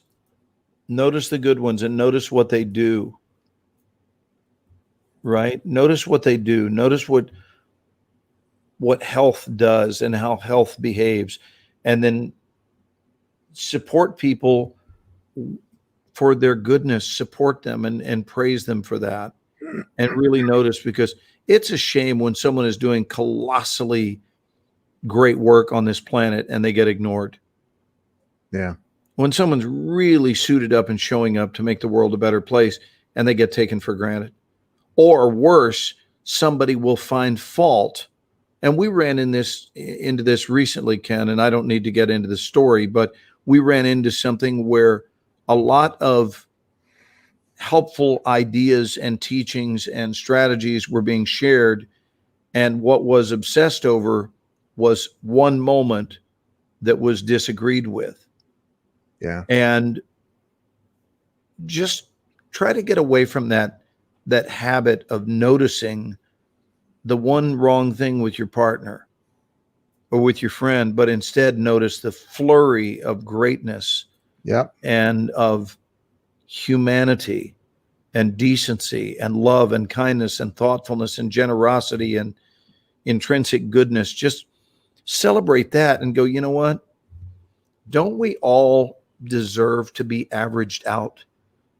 I mean, don't we all deserve to be averaged out? That, my God, if you are mostly kind and mostly loving every time I run into you, as long as you're not chopping the heads off of children during your off days, right? You know, something really extremist. But if occasionally someone does something that's a little bit selfish, I don't think we need to vilify them. I think we need to grade on a curve and say, you know what? 99% of the time, you are such a cool dude. Yeah. You're just a picture of warmth, and the world loves you. And am I really going to lose this friendship over the fact that you didn't know that I like my eggs scrambled? Right. And what the hell's wrong with me? Yeah. I don't know. Dude, you've got that it's late look in your eye. No, I'm thinking. I mean, it's late, but I'm thinking. I think, there's a story about this elderly couple in their late 80s, and every year on their anniversary, or every day, the husband would make breakfast for both of them and coffee, just a couple of pieces of toast and some coffee. And you're making me hungry. I know. And so she sits down, happy anniversary, and he serves her piece of toast and coffee, and he sits down. She says, after all these years together, I figured that on this day, our 70th wedding anniversary, whatever, I don't know, that of all the days, you would, at least on this day, you would serve me a regular piece of toast. For all these years, every day you give me the heel of the end of the bread, that you give me the heel every single time. And I just don't understand it. Do you not love me? What is it? Why do you give me the heel? And he said, I'm sorry. I give you the heel because that's my favorite part of the bread. Right. He was giving her what was his favorite part. And he thought he was doing good. And right. So, that's a story about perspective. It's about, so, sometimes it takes stepping back and going, first off, don't wait 70 freaking years to communicate something like that, especially regarding matters of toast. Right. But like, it's what's going, you can't get behind. I can't get as good of friends as you and I are. I cannot get behind your eyeballs and have your paradigm of the world. Right. You can't see the world the way you see it. And so even in our friendship, I say things and you just go, I can't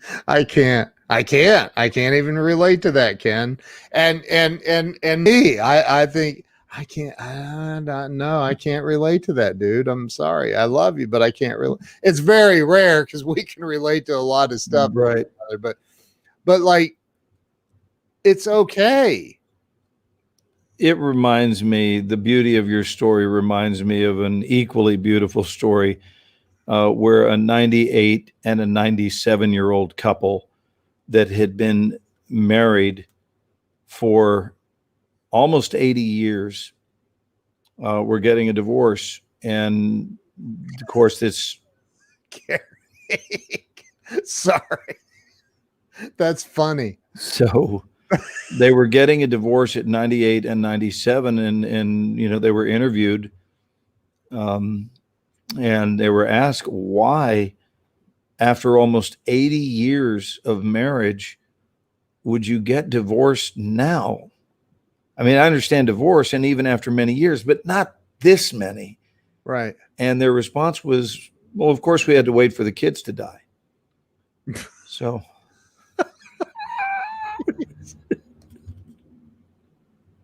I love that story. It's so uplifting. Case in point, I cannot relate to that humor. It's great humor is what that is. So how about this story? And this one really is a great one. It's a sad one, and it's prevalent in our society. It's a story about lack, and it's the story of a woman whose 8-year-old boy, she took him out to the beach, and let him get out into the water on his own. But she was a little nervous about it because the surf was up pretty high that day. So she's kind of looking up over the waves as they're coming in, watching, just keeping an eye. And he's out there about 30 minutes when all of a sudden she notices that he has disappeared.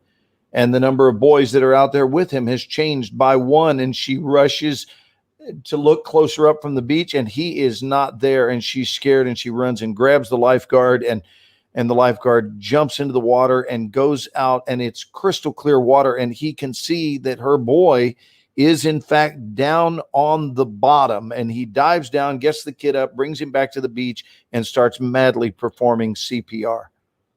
And it doesn't look like the kid's going to make it. I mean, he is just violently just going at it with these compression moves. And finally, after about 2 full minutes, this kid goes, "Oh!" and is coughing madly, and this water is coming up out of him. And he looks up and smiles at his mother and says, "He's fine. He's going to make it." And the mom looks at the lifeguard and goes, "He had a hat?"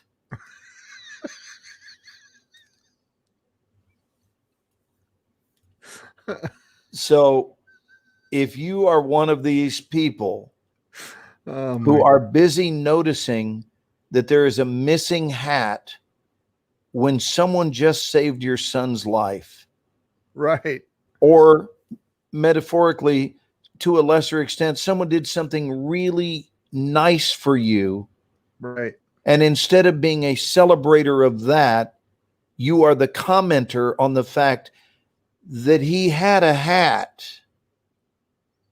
I think it's one of the greatest teachings in life about where we apply our focus. Are we focusing on what is wrong with a moment, or are we focusing on something that is massively wonderful? And isn't it a shame when you give something that is so disproportionate, right? It is so grotesquely imbalanced, of the better over the worse, right? So it's monumentally wonderful, and it's a little bit terrible. Like, there's so much that's wonderful and a little bit that's irritating. right. And the focus goes to what's irritating. I'll be honest with you, Ken, it wouldn't bother me if I never met another person like that in my life. That would be okay with me, to never have that element again. The noticer, always the noticer of what is wrong with a moment, instead of the cornucopia of what's wonderful about a moment. Wow. So it's focus, baby. Gary, thanks for being here, man. Yeah, and I think we're going to wrap it up too, Gary Schill. I have one last thing to say, and I want to say intention. Set your intention. And I don't just mean for your life. I'm talking about in every moment, set your intention. Mm-hmm. And that's your share. How about if I couple that with, and while setting your intention, set the correct level of follow through that intention is going to need in order to manifest. Yep. In order for it to be realized in the world and to show up, you're going to have some stick-to-itiveness and some follow through. And if you commit to your intention, that's really when you'll see dreams come true. That's when there will be a harvest season, and what you'll be harvesting will be very, very pleasurable for you and your family. I agree. All right, dude. Look, I'm even wearing Committed to Excellence. That's beautiful. I love you, brother, and we love you guys. Thanks for joining us for yet another Friday night here in the Eastern time zone. Yeah. We are in the same time zone again, Ken. We are. But I'll be out here for a couple of weeks. Kind of nice to be in Atlanta. All right, Bubba. I'll talk to you over the weekend. Yep. Sounds good. You guys all have a fantastic evening.